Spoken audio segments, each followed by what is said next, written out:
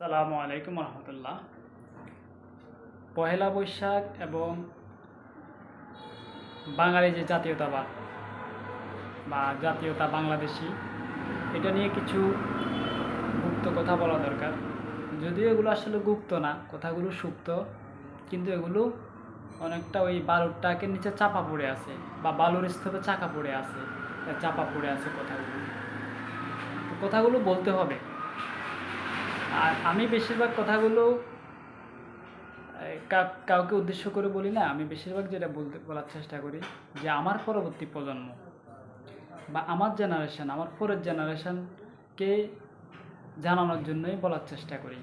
Otherwise কাউকে ছোটোখাটো বা কোনো ধরনের ওরকম কোনো নিয়ে করি না। বা কতজন মানুষ ভিডিও দেখলো, কতজন মানুষ মন্তব্য করলো, এগুলো ডাজেন্ট ম্যাটার। যাই হোক, তাহলে পয়লা বৈশাখ, যেহেতু পয়লা বৈশাখ 14 তারিখে চলে গেছে, সেই পয়লা বৈশাখ এবং এটার সাথে কিন্তু আমাদের জাতীয়তাবাদের একটা কানেকশন আছে। শুধু কানেকশন না, গভীর কানেকশন। তো পয়লা বৈশাখটা মূলত মানে আমরা যেটা পালন করে থাকি, পয়লা বৈশাখ বা নববর্ষ বাংলা, এটা কিন্তু হিজরি সন থেকেই আসছে। যেটা হয় যে, এটা বেসিক্যালি জানে সবাই যে মোগল সম্রাট আকবরের সময়, সে সময় যেটা হইতো, ওই যে খাজনা আদায়ে একটা সমস্যা হয়ে যেত। যেহেতু আমরা জানি আরবি বা হিজরি মাসটা হচ্ছে এই চন্দ্রের সাথে কানেক্টেড, অর্থাৎ চন্দ্র মাসে হিসাব করতে গেলে প্রতি বছর যেটা হয় যে এটা সার্কেল আকারে ঘুরে। সৌর বছর এবং চন্দ্র বছরের পার্থক্য আছে। তো এই পার্থক্যের কারণে যেটা হইতো যে আরবি বছরটা হচ্ছে 12 দিন 13 দিন এরকম একটা এগিয়ে এগিয়ে চলে যেত, যার কারণে ওই বাৎসরিক খাজনা হিসাবটা মিলাতে কষ্ট হয়ে যেত। তো সে আলোকে তখন তিনি চিন্তা করছেন যে বাংলা হিসাবটাকে যদি ইংরেজির সাথে করা যায়, কানেক্ট করে দেওয়া যায়, হিজরি এবং হচ্ছে ইয়ের সাথে মিল থাকে, ইংরেজির সাথে মিল থাকে, তাহলে ওই আলোকেই হচ্ছে সেটা সহজ হবে। সে আলোকে তিনি বাংলা নববর্ষকে আনুষ্ঠানিকভাবে শুরু করে দিয়েছিলেন এবং সেটাই সেই ওই ধারাবাহিকতা থেকে আমরা এই বাংলা নববর্ষের হিসাবটা ওখান থেকে শুরু করি। তো এই সময়টা ছিল হচ্ছে ইংরেজি তখন 1556 খ্রিস্টাব্দে, বা হিজরি সময় বলতে গেলে হচ্ছে 963 হিজরি। সেই 963 হিজরিকে 963 বাংলা বর্ষ ধরেই মূলত সেখান থেকে পদার্পণ আজ অবধি চলতেছে এভাবে। তো এখন অনেকে বলছে যে এটা হচ্ছে 1000 বছরের আমাদের সংস্কৃতি। আরে বৈশাখে তাহলে এটা যাত্রা হলে, ওটা কবে যাত্রা হলো? হিজরি 963-তে বা 1556-তে। আর এটা আবার নাকি চলে গেছে 1000 বছরের সংস্কৃতিতে আমাদের। এর আগে যেটা হইতো, ওই যে অন্যান্য জমিদাররা তখন এরকম আনুষ্ঠানিকভাবে ছিল না আর কি, যেমন আকবর সাহেব করছিলেন।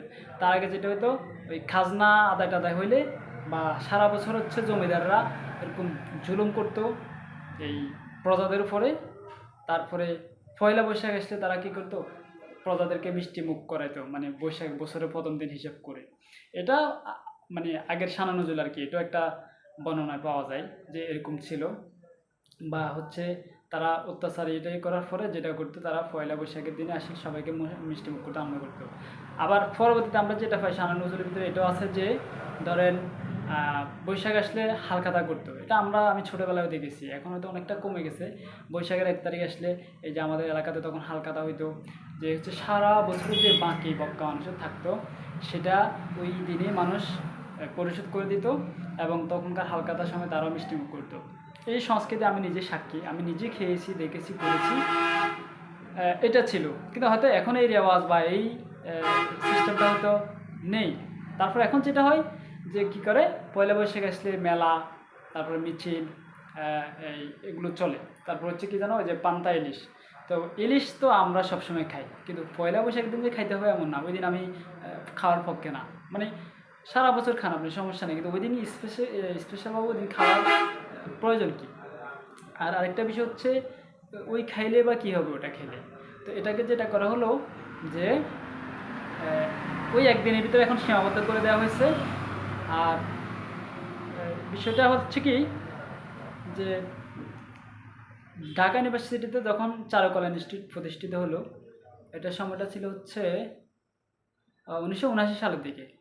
তো তারা যেটা করে, এই সে পয়লা বৈশাখের দিনে অর্থাৎ প্রথম বর্ষবরণ করে আনন্দ শোভাযাত্রা নামে পয়লা বৈশাখের দিন। সে আনন্দ শোভাযাত্রা ছবিটা আমার কাছে আছে, আমি ডকুমেন্ট করেই রাখছি এগুলো। ওই ছবিতে কোনো ধরনের মূর্তি, কোনো ধরনের সূর্তি মূর্তি যা বলে না কেন, এসব কিছু ছিল না। ওখানে যেটা ছিল, একটা ব্যানার নিয়ে সবাই এই জাস্ট পয়লা বৈশাখের দিন, বছরের প্রথম দিন বর্ষবরণ আনন্দ শোভাযাত্রা করছিল, আনন্দযাত্রা। তো সেই ধারাবাহিকতা এটা হচ্ছে 96 পর্যন্ত মোটামুটি ওইভাবে চলছে। তারপরে অতীতে গণেশ উল্টে যেতে শুরু করছে আর কি, যেটা হলো যে তারপরে এটার নাম দেওয়া হলো মঙ্গল শোভাযাত্রা, অর্থাৎ এবার মঙ্গলের দিকে চলে যাচ্ছে, ভয়ঙ্কর একটা অবস্থার দিকে আস্তে আস্তে আসতেছে। আস্তে আস্তে যেটা হলো, এই মঙ্গল শোভাযাত্রা শুরু হলো। এবার ধীরে ধীরে এখানে ভিতরে কি হচ্ছে, ওই পেঁচার মাথা, শয়তানের মাথা, মাছের মাথা, বিভিন্ন কিছু আস্তে আস্তে ইনপুট হইতে লাগলো আর কি। আচ্ছা, ভালো কথা, ইনপুট হইতেছে। সংস্কৃতি আর আমাদের সংস্কৃতিগুলো তুলে ধরা দরকার, আমাদের যেগুলো সংস্কৃতি সেগুলো আসা দরকার। তো ওগুলো না আসি, কি যেন ওই যে পেঁচার মাথা, মূর্তির মাথা, এগুলো কি আমাদের কোনো সংস্কৃতির সাথে আছে? আদৌ কি কোনো কানেকশান আছে আমাদের সাথে? নাই। তাহলে এগুলো কেন আসছে? এগুলো হচ্ছে বাঙালি সংস্কৃতির অংশ, অর্থাৎ সেই কলকাতার দাদা বাবুদের একটা অংশ। এই স্থানে এটাকে কী করে করেছে, ইনপুট করে দেওয়া হয়েছে সিস্টেমেটিক্যালি। তারপরে যেটা হয়, ধীরে ধীরে এবার আস্তে আস্তে এটা আরও ভয়াবহ আকারে চলে আসে। অর্থাৎ প্রত্যেক বছর দেখা যায় যে কি, এবার মানুষের আকৃতি করে একেবারে অবিকল মূর্তি সাজায়া তারপরে হচ্ছে এটাকে এই পয়লা বৈশাখ আসলে কী করে, ওই যে চারুকলা থেকে শুরু করে শাহবাগ জুড়িয়ে তৈরি করা হয়। এখন সারা পৃথিবীতে যখন হচ্ছে বিশ্ববিদ্যালয়গুলো থেকে গবেষণালব্ধ জিনিসপত্র তৈরি করে, সেখানে আমাদের দেশের বাঙ্গুরা চারুকলা থেকে, শাহবাগ থেকে এই তাদের কথিত বানরের মাথা, হাতির মাথা, তাদের বাপ দাদার কল্লা, এগুলোকে কি করে ইয়ে করে মিছিল শোভাযাত্রার মাধ্যমে, মঙ্গল শোভাযাত্রার মাধ্যমে নিয়ে আসে শাহবাগে। তারা মশাল ইয়েটা করে আর কি, এই উৎসবটা তারা করে। তো সেই ক্ষেত্রে পরবর্তীতে যেটা হয়েছে, যেহেতু এটা এখন অনেকটা মূর্তির দিকে চলে যাচ্ছে, অনেকটা মানে আমাদের সংস্কৃতি থেকে ডিসকানেক্ট হয়ে ওই যে দাদা বাবুদের কানেক্টেড হচ্ছে, তখনই এটাকে অনেক আলেমেরা বলছেন যে এটা জায়েজ নয় বা এটা করা যাবে না। হ্যাঁ, কিন্তু যদি এরকম হইতো যে বৈশাখের প্রথম দিন, ওকে, আমাদের বছরের প্রথম দিন আমরা কি করছি, আমাদের সংস্কৃতিগুলো তুলে ধরছি। ধরেন হচ্ছে এই কী বলে এটাকে, আমাদের যে প্রাচীন ঐতিহ্য, ডেকি ছিল, কুলা ছিল, বাঁশের কারুকাজ আছে, এখনও আমরা ছোটোবেলায় দেখেছি এখনও করে এই গ্রামের নারীরা। তারপর নকশিকাতা আছে, বিভিন্ন কারুকাজ আছে নারীদের হাতে। তারপরে যে মৃৎশিল্প যেগুলো আছে, এগুলো নিয়ে তোরা বের হও, এদিন ওগুলো নিয়ে মিছিল কর, বা এগুলোকে তৈরি করে এগুলোর জন্য মেলা করা হোক, তাহলে তো জিনিসটা সুন্দর। আমাদের সংস্কৃতিও এখানে বলা যেত যে এটা আমাদের সংস্কৃতি রক্ষা হচ্ছে, বা আমরা আমাদের সংস্কৃতি করছি। কিন্তু বিষয়টা সেটা না হয়ে প্রত্যেকটা বছর এভাবে করে। তো যাই হোক, বিশাল ইতিহাস দিকে আর যেতে পারবো না, সংক্ষেপে বলতে হবে। এর পরবর্তীতে যেটা হলো যে এই তখন থেকে মোটামুটি আর মঙ্গল শোভাযাত্রা এভাবে মঙ্গল চলে আসছে। প্রতি বছর আসলে এই শাহবাগিরা, বাঙ্গুরা এভাবে এই শোভাযাত্রা শুরু করতে থাকে। এবং যেটা হয়েছে, এটাকে রাজনৈতিক চাটুকারিদের পর্যন্ত নিয়ে যাওয়া হয়েছে। কেমন চাটুকার হতে পারে দেখেন, সম্ভবত ঘটনাটা কত সালে হতে পারে, 19 সালে মনে হয়, যে বেগম খালেদা জিয়াকে, কারণ হচ্ছে তো ওই যে 2008 সাল থেকে তো স্বৈরাচার ফ্যাসিস্টরা ক্ষমতায় চলে আসছে 2/3 মেজরিটি নিয়ে, বাস আর এই 2/3 মেজরিটি তাদেরকে কেটে গেয়। সেই দাপটে তারা 8 থেকে 24 পর্যন্ত একচটিয়াভাবে বাস ইচ্ছা মতো যা কিছু করা দরকার করে গেছে। তো সেই করার ক্ষেত্রে তারা এসে সেই 17 সালে না 19 সালে এসে যে বেগম খালেদা জিয়াকে পর্যন্ত একটা মূর্তি বানিয়ে, তারপর বাঁশের সাথে লাগিয়ে, না যেন তারা একটা কি এটা করে হাতে একটা পেট্রোল বোমা দিয়ে, ওই ছবিটা আমার কাছে আছে, আপনাদের কাছে থাকার কথা। আর না থাকলে তো নয়, বাঙ্গুরা এমনিতে ছাড়তে পারে, ওদের কাছে না থাকলেও চলে। সেখানে খালেদা জিয়াকে খুব মানে কী বলবো, এটা নোংরাভাবে ব্যঙ্গ করা হয়েছে। তার হাতে একটা পেট্রোল বোমা দিয়ে দিয়েছে, তাকে পুতুলের মতো করে ব্যঙ্গ করে বানিয়ে এই ছবিটা নিয়ে তারা সেদিন কী করেছে, শাহবাগে করছে, এটা চারুকলা থেকে বের করে নিয়ে আসলো। তারপর এটা তো হচ্ছে সে সময়। তারপর এই যে ফ্যাসিস্টের পতনের পর আবার কি করছে, 25 সালে এসে তারা এবার হচ্ছে ফ্যাসিস্ট হাসিনার একটা দানব আকৃতি মুখাকৃতি বানায়া এটা নিয়ে করছে। তো তো এরা হচ্ছে যে সময় যে সুযোগ পায় আর কি, সে সময় তাকে চেটে দেয়। এটা কুকুরের মতো আর কি। বা ওই যে পুরুষ কুকুরগুলো আছে না, এটা হচ্ছে মানে নারী কুকুর ফাইলে তো হয়েছে, সুযোগ পাইছে চেটে দিবে।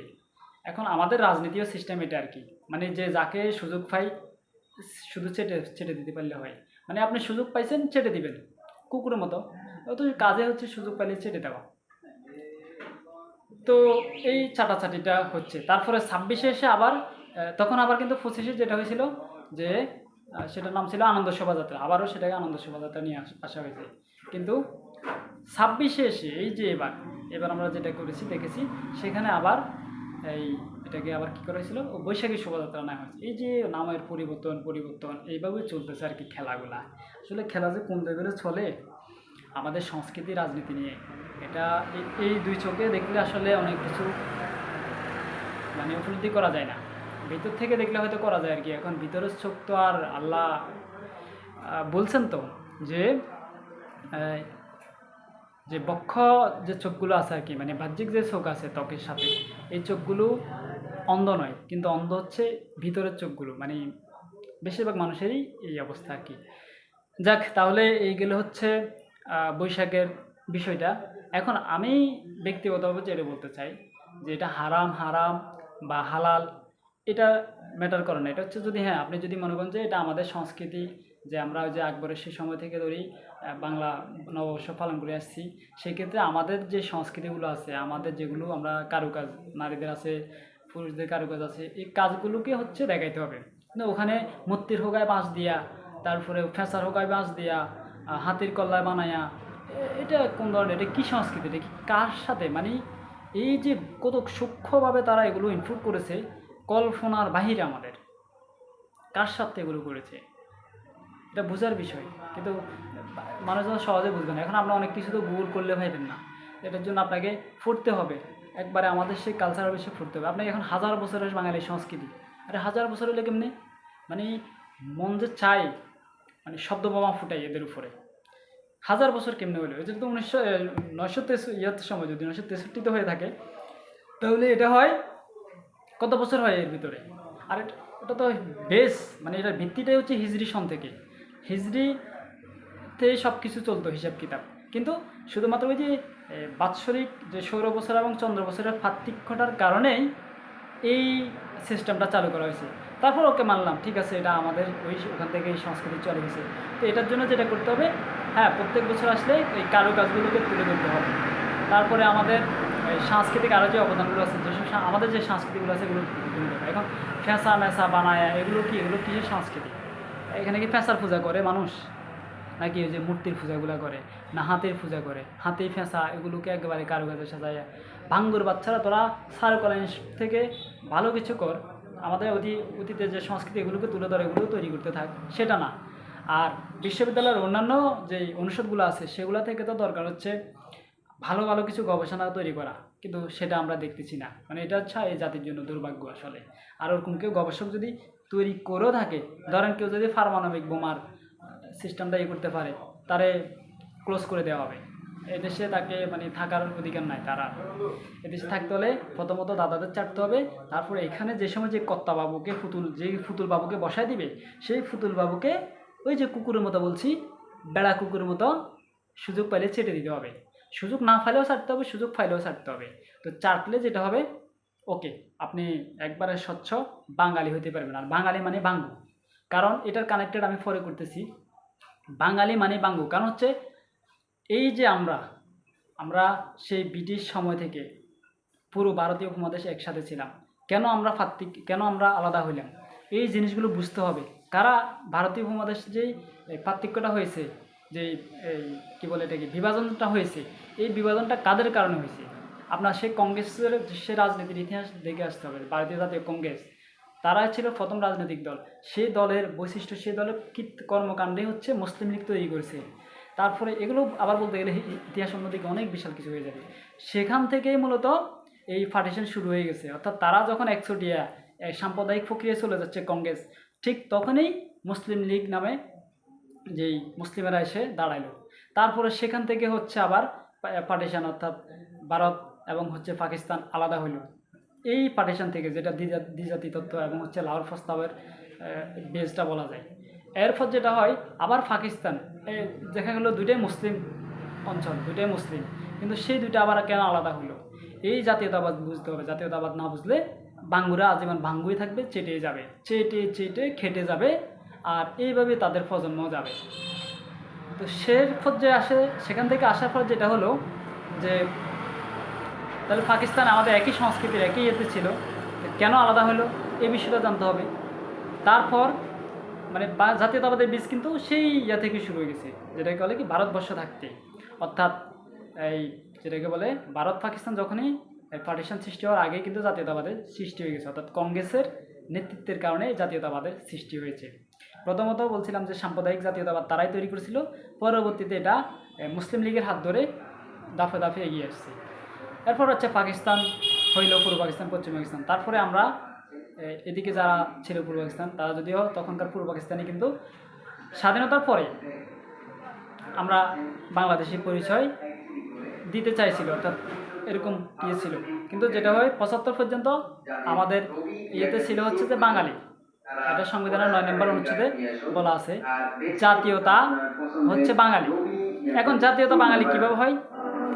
বাঙালি তো হচ্ছে কলকাতায় আছে, বাঙালি ভারতের আসামে আছে, আরও বিভিন্ন রাজ্যে আছে, তাদের ভাষাগতভাবে তারা বাংলা, কিন্তু তারা তো স্বাধীন জাতি না। আমি বলতে পারি আমি স্বাধীন জাতি, আমি বাংলাদেশি, আমি স্বাধীন, কিন্তু তারা বাঙালি।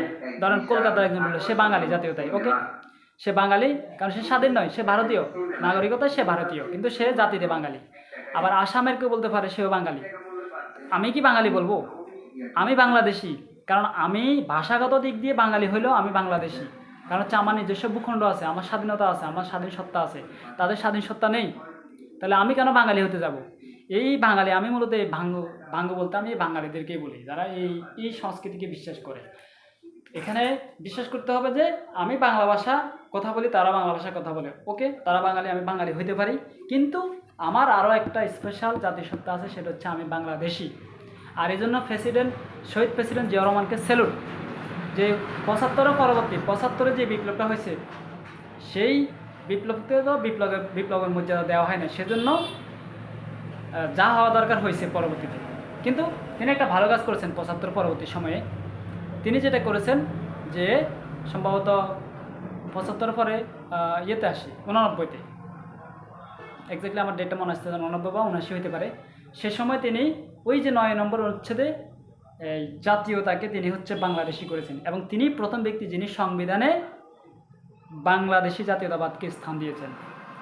আর তিনি কিন্তু এটা যুদ্ধের স্বাধীনতার পর থেকে চেয়েছেন, কিন্তু এটা যদিও সে সময় দেওয়া হয় নাই আর বাঙ্গুদের কারণে।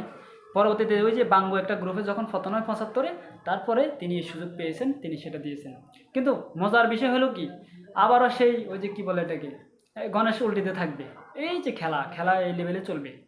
সেটা হলো কি, তিনি যেটা করে গেছেন জিয়াউর রহমান, সেটাকে ওই এই ফ্যাসিস্ট এসে হচ্ছে কত সালে, এটা 11 সালে পঞ্চদশ, অর্থাৎ তিনি করেছেন 5ম সংশোধনীতে প্রেসিডেন্ট জিয়াউর রহমান এটা করে গেছেন।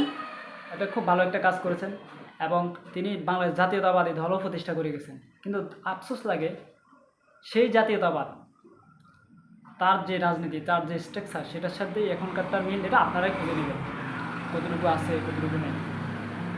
পরবর্তীতে উনি 5ম সংশোধনীতে করে গেছেন, আর আমাদের ফ্যাসিস্ট হাসিনা, কারণ হচ্ছে সে তো ওই যে 2/3 মেজরিটি অ্যাকশান, এই অ্যাকশানের ঠেলায় এসে 11 সালে পঞ্চদশ সংশোধনীতে, অর্থাৎ 15তম সংশোধনীতে আবার যেটা করেছে, ওই বাঙ্গু হয়ে গেছে বাংলাদেশি জাতীয়তাবাদ থেকে, ঠিক সেই স্থানে 9 নম্বর অনুচ্ছেদে এসে আবার সেখানে বাঙালি জাতীয়তাবাদকে ঠাঁই করে দিচ্ছে, আজও সেটা আছে।